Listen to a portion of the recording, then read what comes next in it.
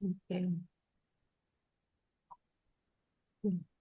Assalamualaikum warahmatullahi wabarakatuh. Waalaikumsalam warahmatullahi Waalaikumsalam wabarakatuh. warahmatullahi wabarakatuh. Halo teman-teman semua, selamat datang di podcast kami. Saya sebagai moderator, saya Levina, dan hari ini kita akan ngobrolin tentang topik yang sangat penting dan dekat dengan kita semua. Topiknya adalah mental health Gen Z. Kita akan kupas tuntas tantangan, stigma, dan bagaimana cara kita saling mendukung. Jadi siapkan diri karena kita akan mulai membahasnya sekarang juga. Untuk membahasnya lebih dalam, saya tidak sendiri, saya bersama tiga teman, tiga teman-teman saya. Yang pertama ada Mas Indra. Silakan Mas Indra perkenalkan diri. Ya, nama saya Indra. Saya CPNS di lingkungan Kementerian Perhubungan dengan penempatan BPTD Kalimantan Selatan. Baik, terima kasih Mas Indra. Yang selanjutnya ada Mas Rian. Silakan Mas. Halo, nama saya Rian. Saya CPNS di Kalimantan Tengah. Oke, selanjutnya ada Mas Salim. Silakan. Oke, halo semua. Perkenalkan saya Salim, asal Gorontalo. Saya CPNS di Kementerian Perhubungan, Direktorat Jenderal Perhubungan Laut. Ya, salam kenal aja semuanya. Terima kasih. Ya, kami melakukan podcast hari ini untuk menunaikan tugas. Jadi kita mulai yang pertama yaitu paparan isu tentang mental health Gen Z. Eh, kepada Mas Salim dipersilakan.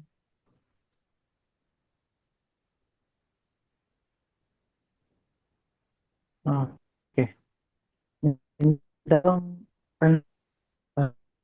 bisa stream.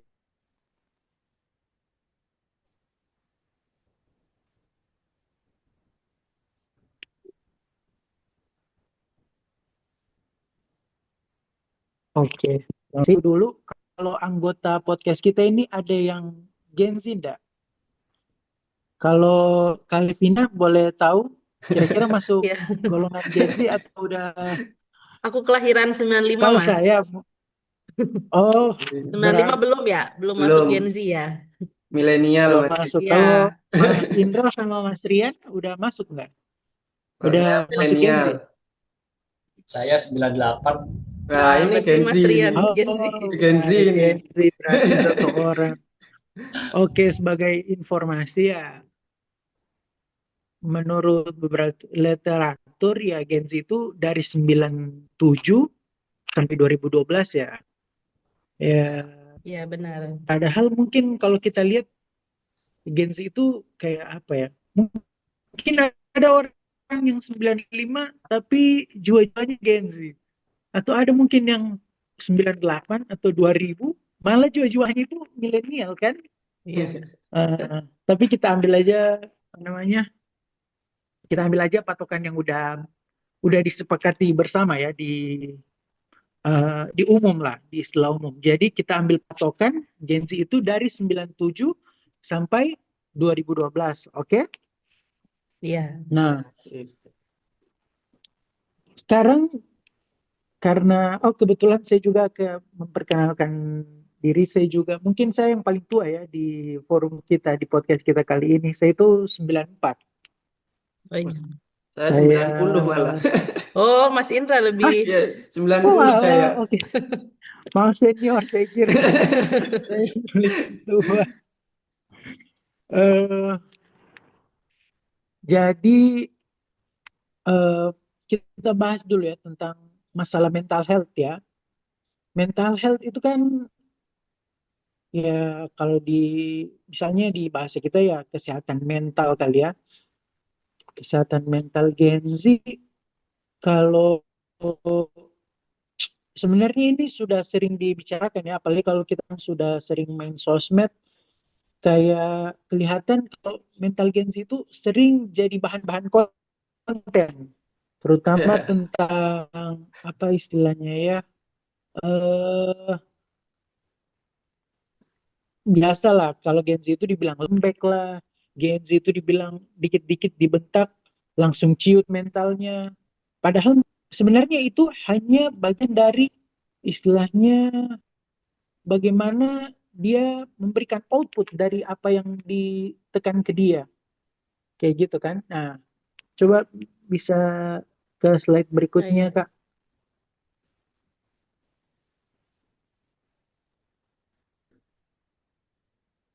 Nah, ini ada beberapa kita lihat. Ini kalau misalnya kita search di Google ya tentang masalah mental mental health Gen Z, itu mungkin ada banyak artikel ya yang membahas tentang ini. Pada umumnya secara survei dari UNICEF di tahun 2021 itu 1 dari 3 remaja Indonesia pernah mengalami gangguan mental. Tapi nggak semua mau tahu atau bisa dapat bantuan untuk apa istilahnya ya, untuk mencari lebih tahu kalau seseorang ini punya sakit mental atau tidak, ya. Bahkan sebagian besar memilih diam. Ini bahkan ini bukan cuma terjadi di kota besar, tapi juga di daerah-daerah. Jadi masalah mental health ini bisa dikatakan umum ya, bukan hanya terjadi di satu daerah-daerah tertentu, misalnya mungkin di Jakarta yang lebih padat, lebih cepat pergerakan kotanya, tapi juga di daerah-daerah terpencil seperti itu. Nah, Hmm.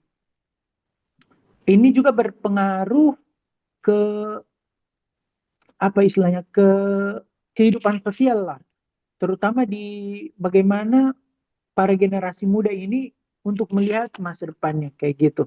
Nah, bisa kita lihat sumber dari data-datanya ya, kesehatan mental pada remaja Indonesia itu yang mengalami gangguan kecemasan, hiperaktif, depresi, terus masalah perilaku itu terjadi paling banyak di rentan usia 15 sampai 24 tahun.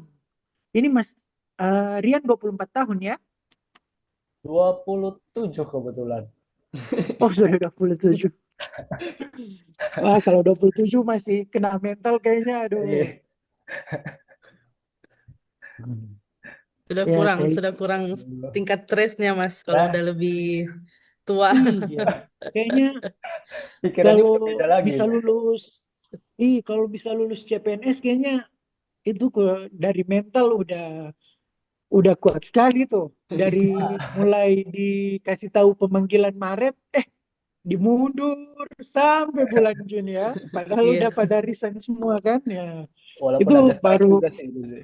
iya nunggu apa namanya, nunggu pengumuman dari Kemenhubnya lama, tiba-tiba jadwal ujiannya berdekatan ya kan ya. Ya, iya, betul.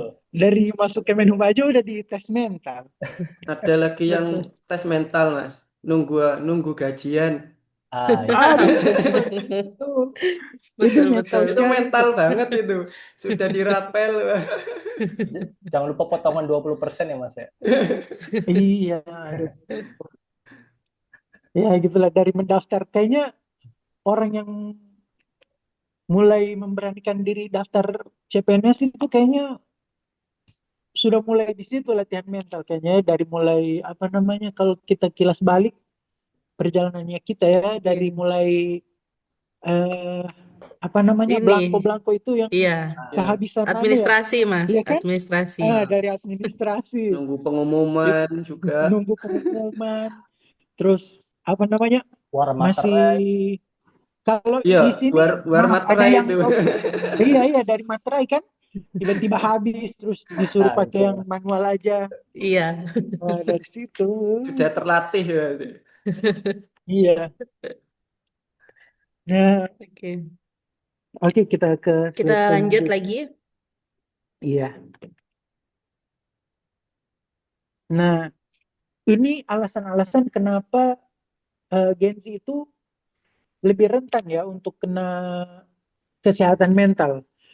Itu alasannya itu tidak mudah, otaknya masih tahap berkembang ya. Terus mudah tersinggung, ikut-ikutan teman atau FOMO, atau ambil keputusan karena tekanan juga dari lingkungan. Kemudian yang terakhir itu ya karena masih masa remaja ya, otomatis ya hormon pubertasnya juga masih tinggi, jadi wajar saja emosinya itu ya masih naik turun. Terutama untuk kita yang milenial, kayaknya ini kalau saya lihat ya, ini karena mungkin sosmednya aja yang berkembang, jadi isu ini ngangkat. Iya, Kayak isu benar. ini Iya. kayak mulai apa ya istilahnya itu, orang itu udah mulai bisa kasih tahu apa perasaan dia ke sosmed. Iya kan? Betul, Sebenarnya betul. kalau di zaman milenial itu, ya kita sebagai milenial ya, sebenarnya kita juga melewati masa-masa ini. Iya Iya. kan? Cuman kita Kurang aja update. yang, iya kita Kurang update. kayak memilih, iya kayak memilih untuk tidak nge-share aja. Padahal Iya. kalau kena-kena mental ya, kalau dimarahin dosen atau lagi bermasalah dengan teman apa, Iya. kayaknya kita juga merasakan hal yang sama ya Berantem sebagai juga sesama kan manusia. sudah hal biasa. Iya. Iya. Iya. Coba saya mau dengar dulu dari dari Mas Rian ya, Oke. yang gimana Mas? Eh, dari Mas Tanggapan Rian, Gen coba Z saya ya, mau Pak. dengar sedikit dulu. Tanggapan Iya. Gen Z. Tanggapan Nah, Gen Z, Mas. kalau saya nih Gen Z yang udah tua ya, ya itulah. Eh, Mungkin pengalaman saya dulu ya, kalau yang kayak saya pas stres-stresnya mungkin sebagai Gen Z, yang paling deket deh. Sebelumnya itu kerjaan sebelumnya, sebelum CPNS nih, mungkin karena di perusahaan perusahaan swasta yang karena memang tekanan dari atas dan bawah ya, itu harus sesuai dengan target dan lain-lain, harus serba bisa dan lain-lain. Kita itu kan pasti dipaksa tuh harus belajar dengan media yang seadanya yang ada di perusahaan itu, dan apa waktu yang ngepres gitu. Maka Hmm. Oh, yang pasti stres yang sebenarnya nggak terlalu, cuma numpuk numpuk numpuk numpuk. Nah, kalau ini nih penyakitnya yang saya rasakan dari Gen Z itu mungkin ya, kalau sebagian besar tuh jarang dikeluarkan, jarang dibicarakan sama teman-teman, sama yang lain. Jadi sebisa mungkin kita tuh melewati adem-adem aja. Jangan sampai orang lain tuh tahu lah masalah kita. Tapi kan Disimpan karena aja itu, berarti. ya itulah, Mungkin diutarakan ke orang-orang terdekat, mungkin itulah. keluarga. Mungkin salahnya itu. Jadi stresnya itu makin numpuk. Jadi kayak, wah bebannya kok berlebihan ya, kayak gitulah. Seringnya juga kalau udah dalam kondisi seperti itu, apa resign aja ya? Itu gak sekali dua kali tuh kepikiran kayak gitu. Cuma kan karena memang kondisi lagi susah cari kerjaan juga, ya mau nggak mau kan kita bertahan tuh. Kenapa bisa kayak gitu? Saya kira uh, lingkungan sekitar juga mempengaruhi ya. Pasti kita pergaulannya sama siapa, di lingkungan rumah juga kayak gimana. Apalagi orang tua kan sekarang kan gimana ya? Banyak apa sih parenting-parenting yang dilihat, saya rasa ya, dilihat dari internet tuh. Nah, dipraktekannya ke anak tuh yang nggak tahu cocok atau enggak. Jadi Hmm. ya berakibat juga ke karakter anaknya itu, terutama Gen Z ya. Dan Gen Z juga kan sudah bisa mengakses internet juga, informasi-informasi yang di sekitar kan gampang banget tuh. Iya. Jadi, wah, yang lain tuh kayak gini kok saya kayak gini ya. Kayak gitu, jadi pembanding kayak gitu loh. Jadi ya. Nah, itu Jadi banding-bandingkan sama diri sendiri ya, Iya, Mas. membanding-bandingkan Iya. sama diri sendiri gitu. Palingan itu iya, sih. kalau iya sih. Hmm. Kalau boleh saya nambahin ya, kayak tadi itu, kayaknya juga pengaruh sosmed itu kencang sekali ya ke kita Kencang itu. sekali. Iya, kayak Benar-benar. taruhlah akhir-akhir ini tren standar TikTok kayak Iya, begitu-begitu kan. benar, Mas. Benar. Iya itu. Iya, jadi patokan lah dia masih CPNS tapi udah segini dapatnya kayak gitu-gitu kan. Mm-mm. Kadang kita juga lah, kenapa di kantor saya kayak stuck-stuck aja ini pekerjaannya ya kan. Iya. Ini merasa Jadi iri sama pengaruh ke gitu. pencapaian orang. Nah, itu kan juga salah satu penyebab mental health juga ya. Kayak Iya, gampang iri, kayak pencapaian orang, ih kok dia gini, kok iya. aku gini gitu. Apalagi sekarang kan ada Nah, generasi sandwich itu. Nah, iya itu tuh. Jadi iya,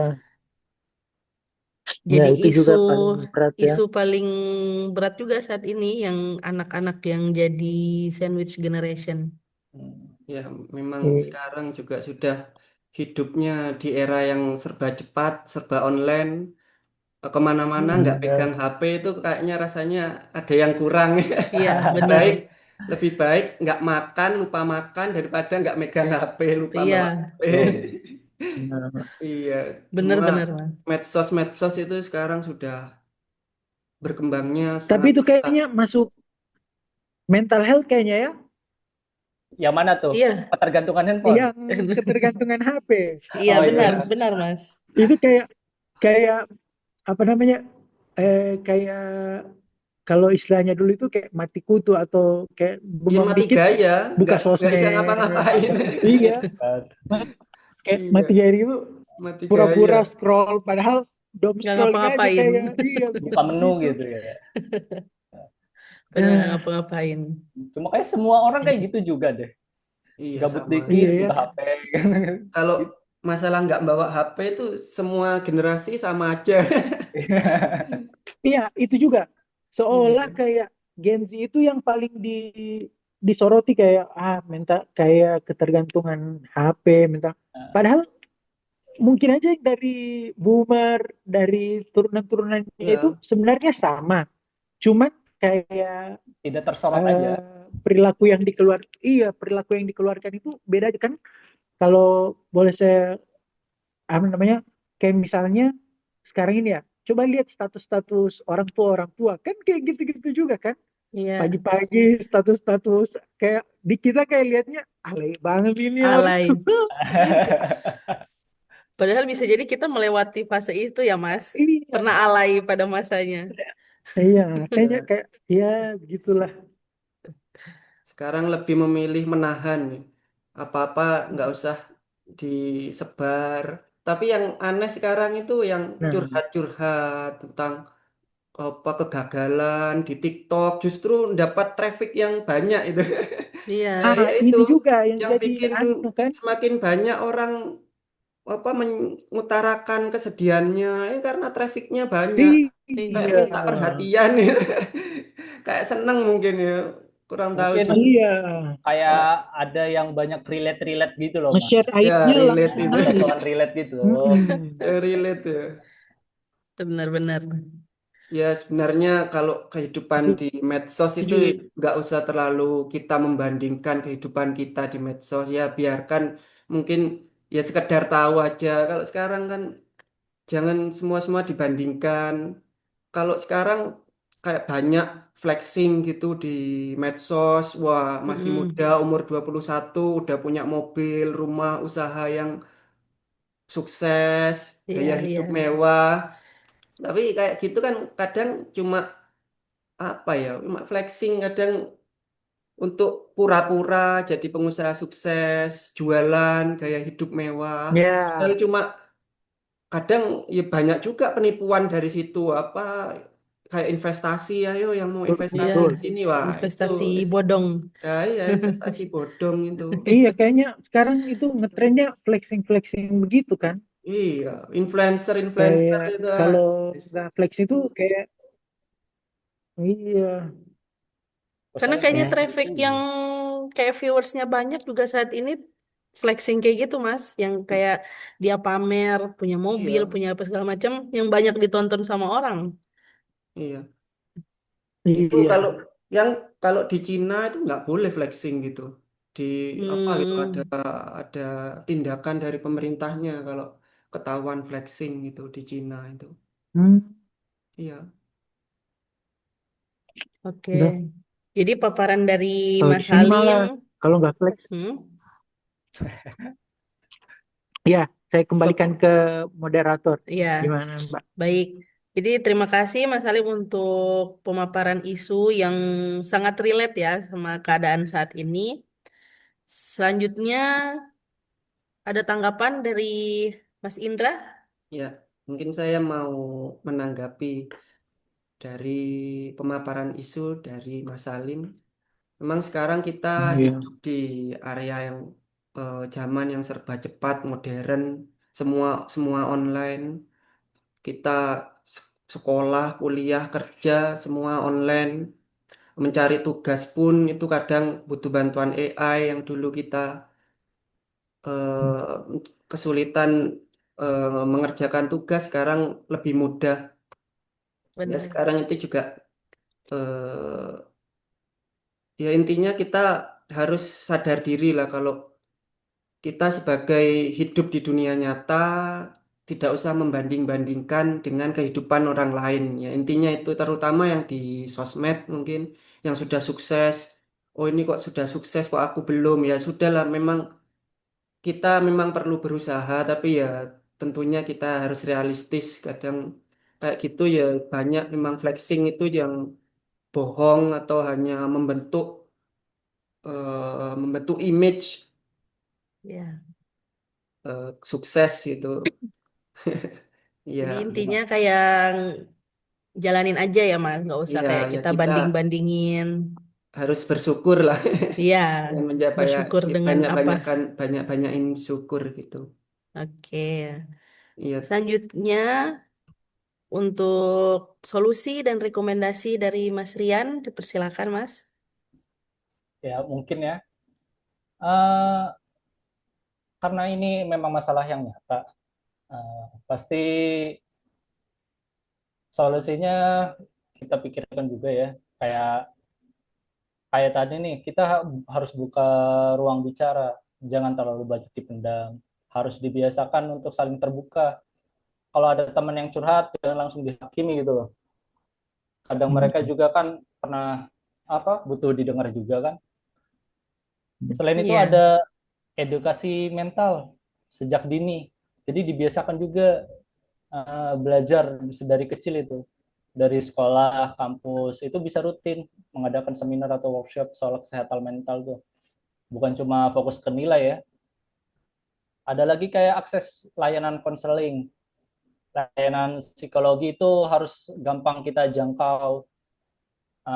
Yang di sekolah-sekolah tuh kan biasanya BK cuma berurusan sama orang-orang yang uh, Nakal. anak-anak nakal lah.